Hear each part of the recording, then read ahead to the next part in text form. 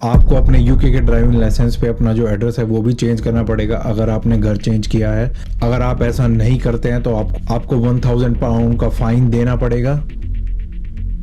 अगर आपके पास व्हीकल है तो आपके अपने व्हीकल के ऊपर लॉग बुक के ऊपर भी अपना एड्रेस जो है वो चेंज करना पड़ेगा। किसी भी इमरजेंसी सिचुएशन में जो गवर्नमेंट है वो आपके घर के कांटेक्ट कर सकती, या फिर आपके व्हीकल पे कोई भी पार्किंग टिकट आती है, आपने कोई भी रूल ब्रेक किया है तो वो आपके ओल्ड एड्रेस पे जाएगा। तो इन सभी से बचने लाइसेंस, तो आप जब उस पर क्लिक करेंगे तो आपके सामने ये वेबसाइट ओपन होगी। तो लाइसेंस अपडेट करने के आपके पास दो ऑप्शन होते हैं, या तो आप ऑनलाइन अप्लाई कीजिए या फिर आप बाय पोस्ट अप्लाई कीजिए। तो ये मेथड आपका दोनों के लिए है, जिनके पास फुल ड्राइविंग लाइसेंस है या फिर प्रोविजनल ड्राइविंग लाइसेंस है, बिकॉज दोनों ही आपके एक एड्रेस प्रूफ की तरह काम करते हैं। इसके बाद आपको स्टार्ट नाउ के ऊपर क्लिक करना है। ओपन होने के बाद आपको सेलेक्ट करना है, सेलेक्ट करने का ऑप्शन देगा। आपको इसके अंदर फिल करना पड़ेगा आप इस एड्रेस में कितने दिन से रह रहे हैं, डिटेल डालनी है। तो आपका जो ओल्ड एड्रेस है उसकी भी डिटेल इसके अंदर फिल करनी है। तो यहाँ पे भी आपको अपना पोस्ट कोड, और ये आपको दोनों चीज़ शो करेगा, आपका न्यू और ओल्ड एड्रेस। उसके बाद आपको नेक्स्ट करना है। यहाँ पर आपको अपना ड्राइविंग लाइसेंस नंबर जो है वो ऐड करना है।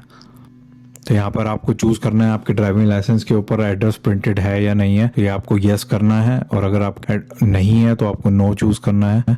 इसके बाद आपको नेक्स्ट पे क्लिक करके यहाँ पर अपनी डिटेल्स फिल करनी है। आपका डेट ऑफ, यहाँ पर आपको अपना टेलीफोन नंबर, आपका बर्थ सरनेम फिल करना है, आपका मदर का नेम फिल करना है, और आपका डेट ऑफ बर्थ प्लेस क्या है वो आपको फिल करना है।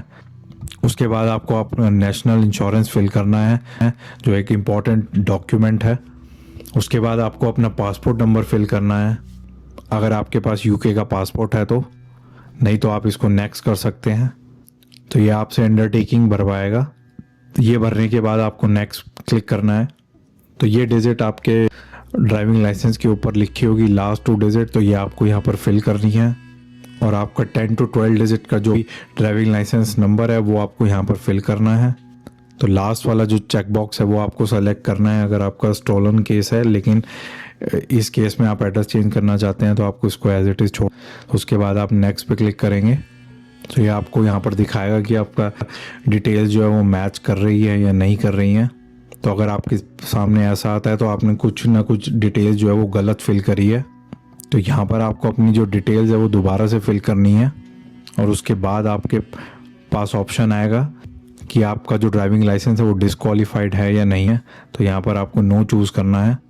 उसके बाद नेक्स्ट क्लिक करके आपके पास फाइनल ऑप्शन आएगा ऑर्गन डोनेशन का, तो ये आप नो चूज़ कर सकते हैं। और यहाँ पर आप अपनी ईमेल आईडी और अपना डिटेल जो है वो फिल करने के बाद नेक्स्ट क्लिक करेंगे।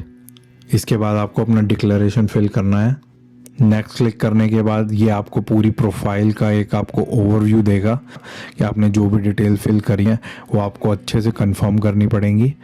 उसके बाद इन दी एंड आपको जाके सबमिट नाउ पे क्लिक करना पड़ेगा।